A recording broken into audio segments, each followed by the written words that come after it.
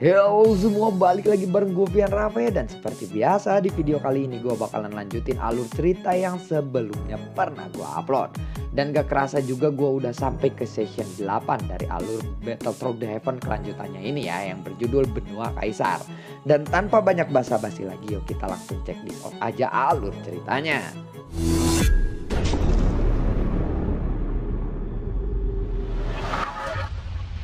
Di episode sebelumnya, kelompok Xiaoyan akhirnya tiba di kota Homenstar. Ada beberapa pintu keluar dari lubang teleportasi dan kapal Xiaoyan keluar dari salah satunya. Homenstar sangatlah luas dan tidak terbatas. Jumlah kapal yang tiba juga telah mencapai puluhan ribu kapal. Setelah memasuki Homenstar, tidak berarti bahwa mereka bisa berpartisipasi dalam kejuaraan alam dunia. Karena ini tergantung dari jumlah poin yang mereka dapatkan sebelumnya di lubang teleportasi. Semakin banyak yang didapatkan, maka semakin besar peluang untuk bisa berpartisipasi dalam kejuaraan alam dunia ini. Setelah tiba di Homenstar, Xiaoyan yang sudah berdiri di dek kapalnya, luka-lukanya juga sudah mulai sembuh. Dan dengan bantuan obat, kecepatan pemulihan Xiaoyan juga sangatlah cepat. Pada saat ini, kartu energi di tangan Xiaoyan tiba-tiba terbang keluar dan kemudian berubah menjadi titik cahaya pada lambung kapal miliknya. Dan tertulis nomor 3280. Kemudian kapal Xiaoyan secara otomatis dikendalikan oleh Homenstar menuju pusat kota. "Hei, kenapa ini?" tanya Xiaoyan sedikit bingung. "Jangan panik, ketika kita memasuki lubang teleportasi raksasa, kita sudah diberi nomor urutan. Dan 3280 ini adalah nomor kapal kita. Ini adalah teknologi Minghe Homenstar yang sangat terkenal. Semuanya sudah terintegrasi dengan baik di sini," ucap dari Ding Yue. "Ding Yue, aku berjanji kepadamu bahwa aku akan membunuh Jiang Ye, tetapi aku gagal lagi kali ini," ucap dari Xiaoyan. "Aku tidak kecewa kepadamu. Terima kasih Xiaoyan. Kamu sudah melakukan yang terbaik." Ding Yue tersenyum dengan lembut. Ini adalah untuk pertama kalinya Xiaoyan melihat Ding Yue seperti itu. Jadi dia sedikit terkejut. "Bagiku kamu sudah bisa menghancurkan tubuh Jiang Ya saja, itu sudah lebih dari cukup. Dan itu sudah aku anggap balas dendam yang setimpal," ucap dari Ding Yue. "Tidak, dia kan masih hidup. Jiwa Jiang Ya diselamatkan oleh Suning. Dengan sarana dan kekuatan aliansi dewa, Suning pasti bisa dengan mudah membantu Jiang Ye untuk membentuk kembali tubuhnya," jawab dari Xiaoyan. Untuk membentuk tubuh kembali seseorang petarung bintang 5 Daoxian pasti akan memakan banyak waktu dan sumber daya yang sangat banyak," jawab dari Ding Yue. Mendengar itu, Xiaoyan pun kemudian berkata, "Apakah kamu lupa? Aliansi dewa itu sangat unggul dalam hal sumber daya." Mendengar itu, Ding Yue pun tiba-tiba teringat akan hal seperti itu dan wajahnya kembali bersedih.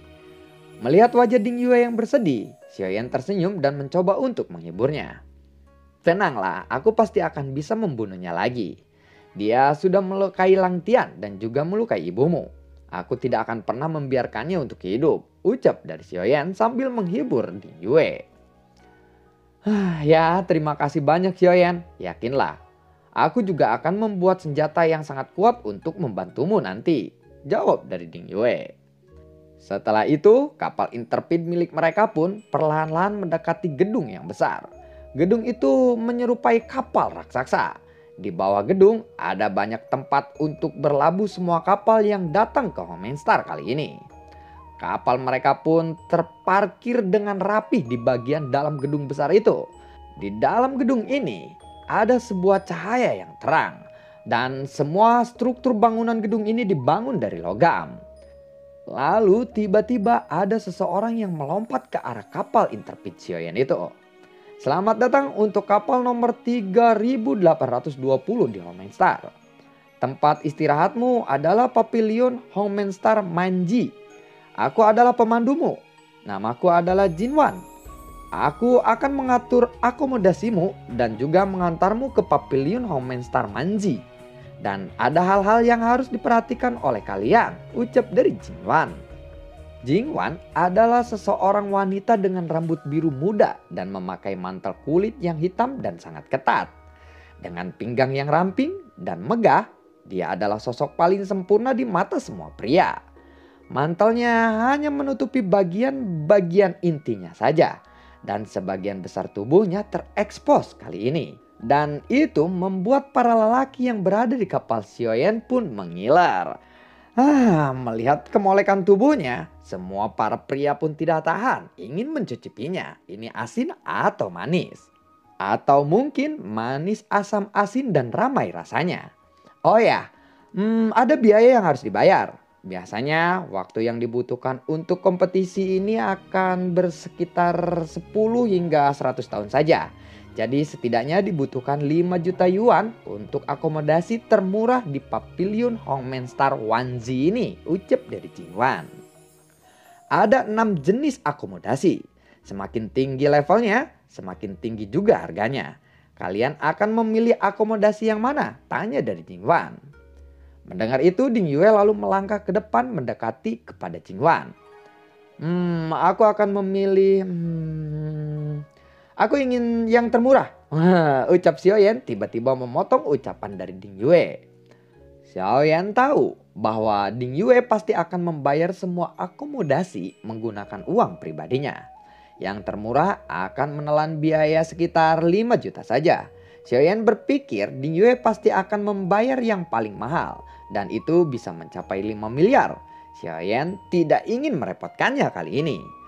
Mendengar itu, Jingwan pun lalu mengangguk. Dia segera melihat buku catatan kecil di tangannya. Dan kemudian dia memandangi Xiaoyan dengan sedikit malu. Aku benar-benar minta maaf. Akomodasi kelas 6 yang paling murah sekarang sudah penuh, ucap dari Jingwan. Kalau begitu kelas 5 juga boleh, jawab dari Xiaoyan. Baiklah, aku akan mengeceknya terlebih dahulu. Kemudian Jingwan pun melihat catatan kecilnya lagi. Sepertinya kelas 5 juga telah penuh tuan, jawab dari Jingwan. Kalau begitu kelas 4, aku rasa aku masih mampu untuk membayar kelas 4, jawab dari Xiaoyan. Jingwan kembali lagi melihat catatan kecil di tangannya. Dia lalu berkata lagi, sayangnya kelas 4 juga penuh tuan. Lalu kelas berapa yang masih kosong? Tanya dari Xiaoyan. Jingwan lalu lagi-lagi melihat buku kecil di tangannya. Aku turut berduka atas kalian semua kali ini. Akomodasi kami sekarang sudah penuh semua. Tidak ada lagi yang tersisa, ucap dari Jingwan sambil berkata sangat malu. Mendengar itu Ding Yue lalu berkata, apa? Tidak mungkin. Tempat ini begitu besar. Bagaimana bisa semuanya telah penuh? Apakah kamu sengaja mempersulit kami? Tanya dari Ding Yue. Melihat Ding Yue yang marah, Jingwan langsung menunjukkan buku kecilnya kepada Ding Yue. Dan dari buku kecil itu memang terlihat semuanya telah penuh. Xiaoyan melihat itu dia lalu berkata, baiklah, tidak apa-apa. Sementara waktu kita bisa tinggal di dalam kapal saja, jawab dari Xiaoyan. Maaf tuan, sepengetahuanku kapal yang sudah terparkir tidak boleh ditinggali. Dan jika kalian tidak mendapatkan akomodasi, kalian tidak memenuhi syarat untuk berpartisipasi dalam kejuaraan alam dunia, ucap dari Jingwan. Mendengar itu Ding Yue hendak berdebat dengan Jingwan. Lalu sebelum dia berdebat dengan Jingwan, tiba-tiba terdengar seseorang berkata, akhirnya aku menemukan kalian, ucap dari seseorang itu. Semua orang pun hendak menoleh ke sumber cahaya itu dan ternyata itu adalah Yi Fengyu. Apakah ada sesuatu masalah yang terjadi pada kalian kali ini? Tanya dari Yi Fengyu. Mendengar itu Jingwan lalu berkata, sebenarnya mereka sedang mencari akomodasi. Namun semua akomodasi saat ini telah penuh, ucap dari Jingwan. Mendengar itu Fengyu lalu melihat buku catatan kecil di tangan Jingwan. Di buku itu memang menunjukkan bahwa semua akomodasi telah penuh. Tetapi dia pikir itu adalah informasi yang salah. Mungkin ada seseorang yang sengaja sedang mempersulit Xiaoyan kali ini. Semua akomodasi telah penuh. Aku rasa ada sesuatu yang janggal di sini. Mereka mendapatkan lebih dari 5.000 poin energi, seharusnya mereka sudah mendapatkan minimal akomodasi kelas 2, ucap dari Yi Fengyu. Ketika Jingwan mendengar itu, dia lalu mengangguk dengan perang. Itu benar. Seharusnya kita semua memiliki peraturan khusus untuk mereka yang mendapatkan lebih dari 5.000 poin energi, ucap dari Jingwan. Seharusnya kamu melakukan pekerjaanmu dengan benar. Apakah kamu bertanya kepada mereka berapa banyak energi yang mereka miliki kali ini? Tanya dari Li Fengyu sambil memandang ke arah Jingwan. Jingwan tampaknya baru saja memulai pekerjaan ini. Dia tidak terlalu terlampir kali ini. Tetapi dia langsung bereaksi dan dia sangat sopan. Sungguh, aku sangat menyesal kali ini Tuan. Aku tidak tahu berapa banyak energi yang kalian miliki, ucap dari Jingwan kepada Xiaoyan. Setelah berbicara, Xiaoyan pun lalu mengeluarkan kartu energi dari lengannya. 7.000 poin energi. Maaf Tuan, kalian akan dapat menikmati akomodasi kelas 2 secara langsung dan untuk jangka waktu yang tidak terbatas. Melihat itu, Jingwan langsung bergegas. Dia segera mencatat informasi tentang Xiaoyan ini. Setelah Jingwan menuliskan informasi Xiaoyan, tiba-tiba di seluruh pavilion Hongmen Wanji ini terdengar sebuah suara yang keras. Perhatian, selamat untuk kapal 3280 yang memiliki nilai energi sebanyak 7700 poin energi. Sekarang peringkat mereka berada di peringkat pertama dalam daftar energi. Mereka telah memenangkan tempat tinggal kelas 2 dan kualifikasi untuk berpartisipasi dalam kejuaraan alam dunia kali ini. Ketika suara itu terdengar, Xiaoyan sedikit ragu-ragu. Tetapi untungnya suara ini hanya menyebutkan nomor kapalnya saja. Jadi identitas mereka tidak terungkap sama sekali. Akhirnya kita selamat, ucap dari Ding Yue. Baiklah kalau begitu, ayo kita pergi. Aku akan mengantar kalian ke tempat tinggal kelas 2. Silahkan ikuti aku, ucap dari Jingwan. Yi Fengyu ternyata tidak pergi setelah itu.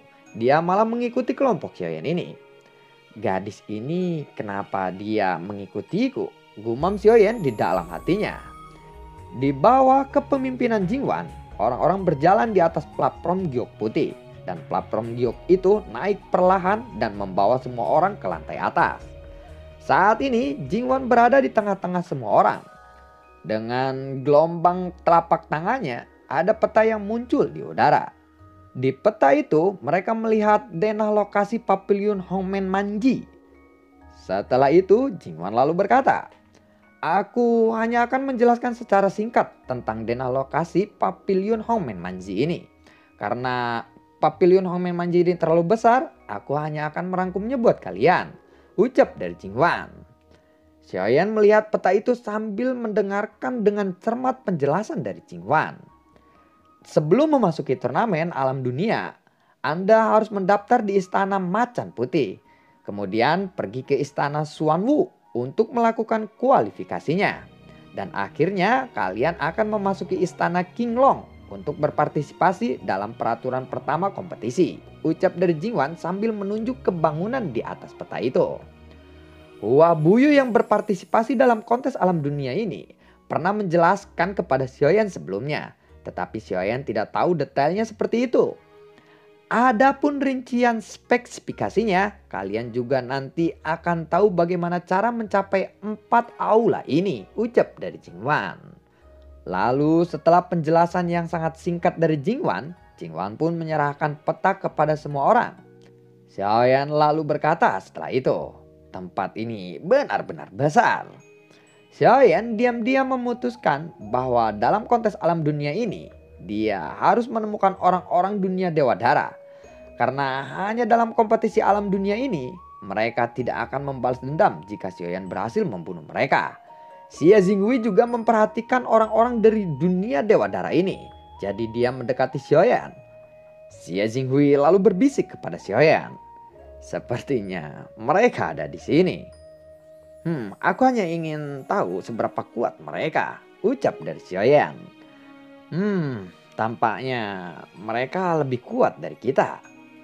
Setelah Jingwan berjalan-jalan dengan semua orang, Jingwan tersenyum dan berkata kepada semua orang, meskipun pavilion Hongmen Wanji ini sangat besar, kalian dilarang untuk melakukan pertempuran pribadi di sini, ucap dari Jingwan. Mendengar itu semua orang pun lalu mengangguk. Selanjutnya aku akan membawa kalian ke tempat tinggal kalian, ucap dari Jingwan kembali. Lalu dia membawa semua orang ke sebuah platform tinggi. Jalan ini mengarah ke daerah tempat tinggal kalian. Karena Pavilion Hongmen Manji ini sangatlah besar, ada lubang teleportasi di mana-mana. Ini bisa menghemat banyak waktu untuk kalian, ucap dari Jingwan lagi. Jingwan adalah orang pertama yang masuk lubang teleportasi di depannya. Lalu semua orang pun mengikuti Jingwan. Lubang teleportasi ini seperti pintu menuju ke tempat tinggal mereka. Lalu dalam waktu kurang dari setengah detik, mereka telah tiba di area tempat tinggal mereka di Pavilion Hongmen Manji ini. Mereka akhirnya tiba di sebuah pintu besar yang bertuliskan nomor 3820 poin di atas pintunya. Persis seperti nomor kapal Xiaoyan. Tuan-tuan, ini adalah kediaman kalian. Di sini tidak akan ada yang akan mengganggu kalian, ucap dari Jingwan. Mendengar itu, Xiaoyan pun lalu berkata, "Terima kasih Nona." Jingwan pun lalu tersenyum dengan sangat sopan. Karena dia tahu bahwa kartu energi Xiaoyan memiliki lebih dari 7.000 poin energi. Sikap Jingwan pun berubah tajam ketika itu. Mungkin karena nilai energi ini membuktikan kekuatan dari Xiaoyan ini. Jadi Xiaoyan harus sangat dihormati. Jingwan lalu berkata, "Kalian bisa memanggilku langsung jika kalian membutuhkan sesuatu." Lalu Xiaoyan pun mengangguk mendengar itu. Setelah beberapa saat pun, akhirnya Xiaoyan memasuki ruangannya dan Jingwan pun beranjak pergi dari situ. Feng Yu juga ikut memasuki ruangan itu. Meskipun ini tidak sebagus akomodasi kelas 1, ini sudah cukup bagus dan sumber gasnya jauh lebih kuat daripada tempat tinggal lainnya, ucap dari Feng Yu. Setelah Xiaoyan memasuki loteng, dia juga merasakan hal ini. Di tempat ini, kekayaan sumber energi gasnya jauh lebih tinggi daripada di luar. Tidak heran, tempat ini dibagi menjadi berbagai kelas. Ternyata ada situasi seperti ini di dalamnya, ucap dari Xiaoyan. Lalu Xiaoyan menatap ke arah Feng Yu. Feng Yu, kenapa kamu tidak bersama timmu kali ini? Tanya dari Xiaoyan. Aku sedang tidak terburu-buru. Lagi pula teman-temanku mungkin sedang bermabuk-mabukan saat ini. Menurutku itu sangatlah terasa membosankan jika aku terus bersama mereka, jawab dari Feng Yu. Lalu dia pun berdiri di depan Xiaoyan. Aku sangat tertarik kepadamu. Bisakah aku menanyakan sesuatu kepadamu? Tanya dari Feng Yu. Xiaoyan sedikit bingung mendengar itu. Apa yang ingin kamu tanyakan? Tanya dari Xiaoyan kembali. Apakah kamu akan membalas dendam kepada aliansi dewa? Tanya dari Feng Yu. Tentu saja, jawab dari Xiaoyan. Baiklah, aku kira itu sudah cukup. Terima kasih atas bantuanmu sebelumnya. Aku akan pergi sekarang. Sampai jumpa lagi nanti, ucap dari Feng Yu. Lalu Feng Yu pun melangkah keluar dari pintu. Tiba-tiba Xiaoyan berkata, "Tunggu dulu Feng Yu." Mendengar itu Feng Yu pun berhenti sejenak. Kamu harus tahu, semua orang di sini memiliki sifat yang berbeda. Jadi kamu harus berhati-hati bersikap di depan mereka. Aku ingin tahu kenapa kamu menanyakan hal seperti itu kepadaku. Tanya dari Xiaoyan. Maafkan aku. Bakatmu sangatlah kuat dan bagus. Sekarang setelah kamu memprovokasi aliansi dewa, mereka pasti tidak akan membiarkanmu pergi dari sini. Ucap dari Feng Yu. Xiaoyan lalu menjawab. Tenang saja, jika aku takut aku tidak akan melakukan itu. Mendengar itu, Feng Yu tiba-tiba teringat akan sesuatu. Lalu dia memandangi ke arah Xiaoyan. Oh ya, 3 Raja Dewa menyuruhmu untuk menjagaku. Apakah kamu akan menuruti perkataan mereka? Ucap dari Feng Yu. Soal itu aku masih belum tahu. Yang jelas mereka memberiku sebuah kartu giok dan aku tidak tahu apa artinya itu. Ucap dari Xiaoyan. Lalu Xiaoyan pun mengeluarkan batu giok yang diberikan oleh 3 Raja Dewa itu. Oh, ternyata kamu adalah juniorku, ucap Feng Yu saat melihat batu giok itu dan membalikannya. Di sana tertulis angka 9. Mendengar itu Xiaoyan sedikit tidak nyaman. Padahal dia tidak berjanji kepada 3 Raja Dewa untuk bergabung dengan kuil kuno itu. Meskipun 3 Raja Dewa telah menyelamatkan hidup Xiaoyan, ini tidak memungkinkan Xiaoyan untuk sepenuhnya percaya kepada kuil kuno itu. Karena Xiaoyan tidak tahu rencana mereka sebenarnya. Aku peringkat ke-8 dan kamu peringkat ke-9. Jadi kamu bisa memanggilku kakak jika kamu bersedia. Ucap dari Feng Yu. Dia terlihat sangat gembira saat mengatakan itu. Xiaoyan tampak tenang dan sepertinya dia tidak tertarik pada kuil kuno itu. Sebaiknya kamu bawa saja giok ini, ucap dari Xiaoyan. Lalu Xiaoyan pun menyerahkan batu giok itu kepada Feng Yu dan tawa Feng Yu pun berakhir dengan tiba-tiba. Tunggu dulu, kenapa? Ada apa dengan giok ini? Aliansi Dewa tidak akan berani lagi memprovokasimu. Giok ini akan memudahkanmu, ucap dari Feng Yu sambil memandang Xiaoyan dengan kebingungan. Karena aku tidak tertarik dengan ini, jawab dari Xiaoyan. Kamu pikir kami punya sesuatu rencana untukmu? Tanya dari Feng Yu lagi. Xiaoyan lalu memandang ke arah Feng Yu dan tidak menjawab pertanyaan dari Feng Yu. Karena Xiaoyan tidak yakin dengan kemunculannya yang tiba-tiba. Sebenarnya kamu dan Ratu. Namun ketika Feng Yu hendak melanjutkan ucapannya, tiba-tiba ada cahaya putih yang menyambar ke arah Yi Feng Yu dan membawa Yi Feng Yu ke atas. Dan cahaya itu menghilang di atas loteng bersama dengan Yi Feng Yu. Apa yang terjadi?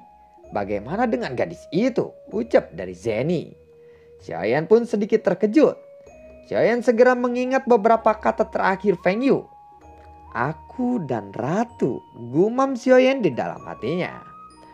Lalu bagaimanakah kelanjutan ceritanya? Dan nantikan konten gue berikutnya dan semoga sehat selalu untuk kalian. Gue tidak lupa untuk selalu ucapin terima kasih banyak buat kalian yang sudah mensupport channel ini lewat link Saweria di bawah kolom deskripsi. Dan gue selalu ucapin terima kasih banyak juga buat kalian yang sudah mendukung channel ini dari awal hingga saat ini. Dan semoga kalian dalam keadaan sehat selalu. Dan ya sampai ketemu lagi di video gue berikutnya. Assalamualaikum dan dadah.